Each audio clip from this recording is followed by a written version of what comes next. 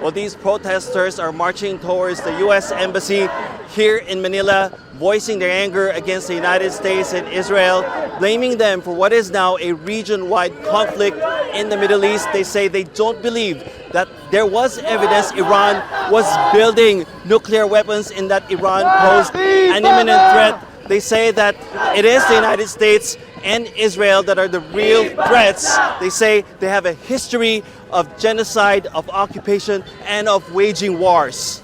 Previous to the bombing on February 28, there has been so many negotiations on their part, but I think the U.S. did not listen to that. And while they say they don't condone Iran hitting civilian targets in Gulf countries that are allies of the United States, they say that this is proof that the Philippines is vulnerable given the rotational presence of U.S. troops here, given the access U.S. troops have in Philippine military bases, given the many bilateral and multilateral military exercises. And they say this is proof. The police blocking their way to the U.S. Embassy of the Philippine government's complicity. I think it's important to note this group of activists has long warned that the Philippines could be a staging area for American military operations, especially if there is a conflict between China and the United States over Taiwan.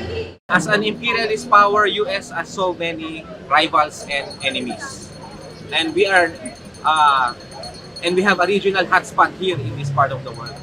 And any escalation of the conflict could lead to the targeting of US military facilities across the Philippines. But defense officials here say there's absolutely no cause for concern because one, Iran is too far from the Philippines. Two, there is no known Iranian proxy in Southeast Asia. And three, the access U.S. military troops have here in the Philippines are in bases that are fully managed and controlled by the Philippine military. And so their focus now, they say, is the safety of the nearly 2.5 million Filipinos living and working in the Middle East. Barnaby, Al Jazeera, Manila. Don't miss out and get the full picture. Subscribe to Al Jazeera for reliable news and expert insights. Like, share, stay ahead.